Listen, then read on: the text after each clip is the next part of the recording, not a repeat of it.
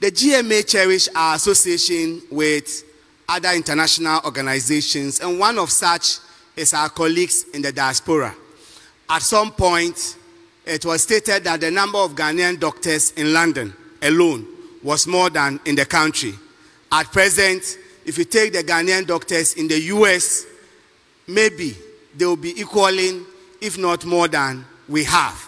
And we are talking about brain drain, and a lot of them are going out.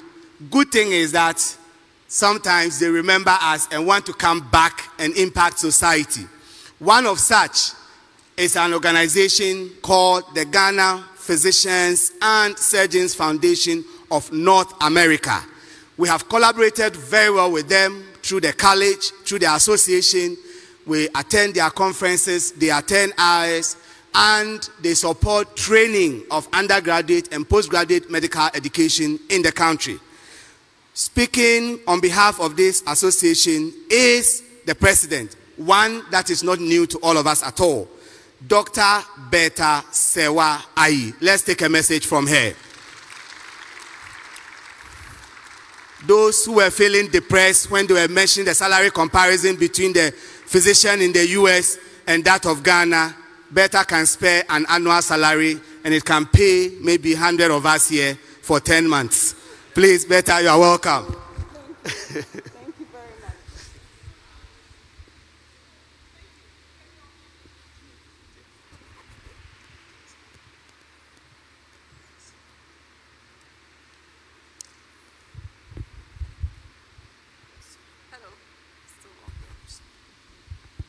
Hello. All right. So I am very, very happy to be here, and I want to thank Dr. Frank Serwa for the kind invitation, and I want to stand on previously mentioned protocols and not, there are too many important people in this place that I can't go through all of them. But I'd like to say that, how many of you agree with the original minister that this part of the country has some of the most beautiful people you've ever seen? Oh, very few hands. Well, for those of you who disagree, after this event, just go around and look, and you find that they're the most beautiful women and the most handsome men you would ever come across in this part of the world. So let's give a round of applause to the original minister. And I am representing the Ghana Physicians and Surgeons Foundation. And I tell people that the name is a mouthful. Some people go GSP. I'm like, you know what, just say Ghana Physicians. Our website is ghanaphysicians.org. And I just want you to know that I never really left.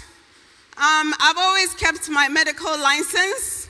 I think it lasts for a year or two, and I paid my dues. And every time before December, I either send money or I come down in person and renew my license. And I was speaking with Nora, who is with the GMA. I said, I hope my membership is still active. And she said it's expired. So I want you to know that I'm a full member of the Ghana Medical Association. And my license is good till 2026. So I'm one of you. I'm not from anywhere else. I speak and write Twi and Ga fluently. So don't even think I'm from North America. My body is just over there, but my spirit is here. And I just want to share a very short message of solidarity. Did I do something wrong? I'm hearing a lot of memories, and I'm wondering, maybe I've dropped something, or let me know if I'm doing something wrong. And Dr. Serwa, is this? I'm sorry? Okay, that's good. That's a good one. Then there's nothing wrong. Okay. So I'm just here to share a few things, share what the organization stands for, what we do with the GMA, and also address what's in my mind briefly. A lot of doctors are mathematicians, so I want to call it D cubed is equal to I squared. D cubed meaning doctor distribution dilemma, D raised to the power 3, and the response or the answer being I squared, which is innovation, and negatives. So can you say D cubed is equal to I squared? Okay, so first of all, I'm very happy to be here. For those of you who are members of GMA, I consider it an honor to be part of you. Because growing up, I lived opposite Kolebu. I lived in Latebiokoshi. I was telling the WHO rep who knows Professor Pobi that I lived opposite Kolebu, and whenever I saw them, even just the medical students in white coats, I looked at them in awe, and I wondered what they were learning, and if I will ever become one of them. And so to think I'm sitting here with some of the smartest, you all know that before you went to medical school, you were considered the smartest minds in Ghana, and you still are. So I think that you are blessed to be able to solve the problems in this nation. So give yourself a pat on the shoulder and say, I'm an awesome person. You are outstanding. The other thing I want you to know is that Ghana Physicians and Surgeons Foundation, our vision or our mission is that we are a group of passionate doctors who are either Ghanaian or affiliated with Ghana in some way, who partner with our colleagues in Ghana to improve the healthcare system. So without you, we don't exist. We exist to partner. And some of the things we've done during the COVID season, I've met some of you who say they remember me from them, because we organized lectures and invited a lot of you so that we can do mutual learning. And the interesting thing about the lectures we organized, that we didn't come and just give it to you. For every topic, we made sure we had doctors. If it was cardiology, we invited cardiologists from Ghana, and we invited cardiologists from the US together so that we can discuss and learn from each other. The other thing we've also done is this year we signed a memorandum of understanding with the Medical and Dental Council, because people, unlike what you may think that we have it all golden, people really want to come back home and work. And so yesterday, it's Hawa here, she gave the lecture yesterday. That was a brilliant lecture. But I was telling the gentleman sitting next to me that, you think all that glitters is gold, eh? You think it's all about the money. It is not. I want to tell you, just Dr. BB sitting here is my classmate. So I'm not going to do any big research, but I want to prove to you, just using my class as an example, that the 90% of people who answered her questionnaire and said they wanted to leave, I want to disabuse your minds just a little bit. Because just 2 days ago, I was at University of Health and Allied Sciences, and one medical student, Mario Foriata, asked me, what should she do? Should she stay here or go abroad and study? And the answer I gave to her is exactly what I'm going to tell you all today. I told her that if you want to quickly get a big house and plateau in life, welcome, you can go abroad. But if you want to make a lasting impact in this life, you should stay here. Give a clap for that. And I'm going to tell you why. You know, I'm not preaching, but Jesus said something that, he said that a man's life, please listen to this very carefully. A man's life does not consist of the abundance of things which he possesses, okay? So I'm just going to use my class. My classmate is the current Chief Executive Officer of Kolebu Teaching Hospital, Dr. Opokuwari Ampoma. Opokuwari is on multiple boards across the world. He's well known worldwide, okay? My classmate is the Chief Executive Officer of Focus Hospital, Irene Wolf.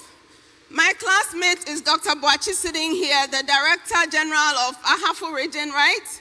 My classmate, Dr. Franklin, is we've called him by his nickname so much, it's okay. You are the director, Franklin.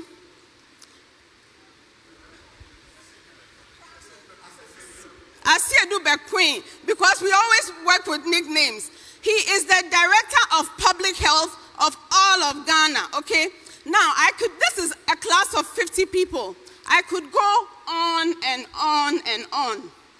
What you would quickly notice is that the rest of us who traveled outside, you quickly get a job, you quickly get lots of money. The rest of your life, you go to work, come home.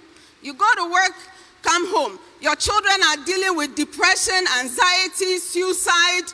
In fact, I was in UK 2 weeks ago, and what they are dealing with is racism. The minute you step out as a doctor in UK, you are not a doctor anymore, you are a BAME doctor. What that means is that you are Black, Asian, minority, and ethnic. So you are dealing with issues of racism. Do you understand what I'm saying? Not to mention the fact that if your children grew up in this country, they would become spiritual, they would be very studious. You don't have to beat them to study. Ghanaian children are extremely studious. So this is just one of the few things I'll share with you. Besides the fact that you think we have big incomes, well, we equally have big bills to pay. In fact, I've talked to a lot of 60-year-olds. I'm telling you, just this past month, you know what some of them told me? They wish they could, and these are physicians living in America. They wish they could retire, but they are tired. But you know what? They can't stop working. They haven't finished their mortgage. They haven't finished this. They haven't finished that. I just kept quiet. And I said, I wish your sisters, you know how, I'm not preaching, but you know how Lazarus got to heaven and the rich man told him to go and tell the people back home that, you know what, listen to, and Jesus said, no. Let them, they have many prophets. I'm just here to tell you that there's no greener pastures outside. You are making a good impact here, so stay here and make the best of it. And I'm going to end very soon. The last thing I want to say, I know there's pressure for time, I'm done. The last thing I'm going to say is that the I squared of the D3 is basically innovation and incentives. And I don't want this thing to be Ghana and it's underserved. Every part of the world has underserved. America is full of underserved areas. You know what they've done? Incentives. If you're on a J1 visa and you're supposed to go to Ghana, they'll post you to a place and say, if you go there and work for 3 years, your waiver is gone. And even the Americans who have huge debts, they tell them, if you go and work in a small town, we will cancel your loan. And so you find these sharp brains in the most remote parts of the country. And even in spite of that, there are people who still have to travel 4 hours to come and see me. And so it's not a Ghana problem, it's a human problem. Everybody wants to be in a place where there's prosperity, there's schools. So we need to find a way of being innovative, give those who go to the rural areas better income. And we have the representative of the House of Chiefs of Upper East. We have to be creative and work with the chiefs. A lot of doctors retire in the past with no houses. What if we decide that everybody who goes to the underserved area, GMA has an MOU with all the chiefs. You get two plots of land just because you went to the rural area. You know, it's yours. Everybody will go and work there just so they can get land.